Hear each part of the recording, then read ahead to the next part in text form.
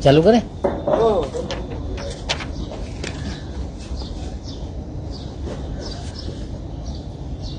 साथियों, कल शहर में आप लोगों के साथ दो लोगों ने प्रेस कॉन्फ्रेंस करके कुछ चीजों पे बातें आपके सामने रखी। पहले देश के एससी कमीशन के डिप्टी चेयरमैन अरुण हल्दर जी ने मीडिया से बात की। परसों उन्होंने कहा था कि समीर दाऊद वानखेड़े ने कोई भी धर्म परिवर्तन नहीं किया। चौंकाने वाली बात है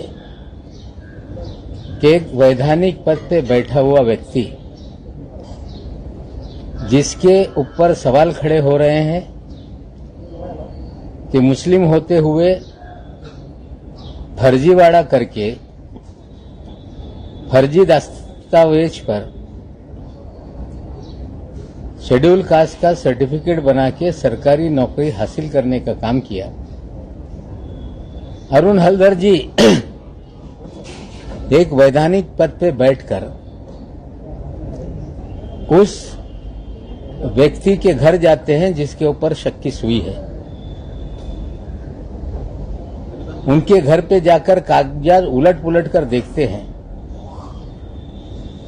और क्लीन चिट दे देते हैं कि दस्तावेज सही है। उसके बाद देश के सोशल जस्टिस राज्य मंत्री, जिनके पास सोशल जस्टिस विभाग की जिम्मेदारी है, जिनका काम है जो देश में उदित करते हैं। आर्यन खान की जमानत हुई और आज उनकी रिहाई हुई है। निश्चित रूप से पहले दिन से हमारी भूमिका थी कि ये पूरा फर्जीवाड़ा है, फेक केस बनाया गया, कुछ लोगों को चिन्हित करके पकड़ा गया, कोई भी ड्रग उनके पास से नहीं मिली, चाहे वो दिखा रहे हैं कि जूते में मिली, किसी के जेब में मिली। ये सारे ड्रग समीर वानखेड़े के कैबिन में रखकर फ्रेम लोगों को किया गया। जो तस्वीर मीडिया को जारी की गई वो तस्वीर वानखेड़े के कैबिन की थी और एक पब्लिसिटी के लिए इस तरह से चीजें रची गई।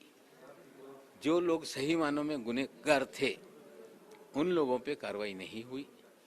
कल जो दाढ़ी वाली की चर्चा हो रही थी, मैंने नाम सामने रखा है। वो आकर कह रहे हैं कि नवाब मलिक को कोई गलतफहमी है, उनके ऊपर कितने मुकदमे हैं, क्या क्या उन्होंने किया है, कैसे वो वानखेड़े के मित्र हैं।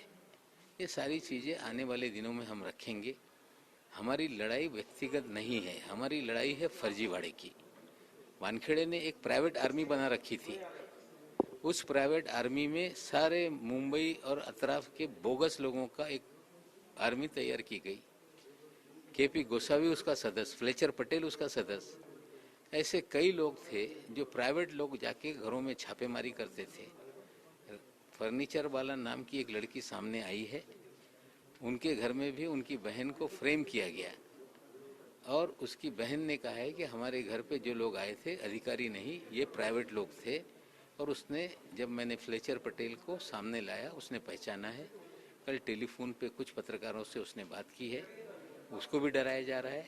हमें लगता है वो हिम्मत जुटाएंगे। ऐसे सैकड़ों हजारों लोग शहर में हैं जिन्हें डरा डरा के बोगस मुकदमों में फंसाया गया, उगाही की गई।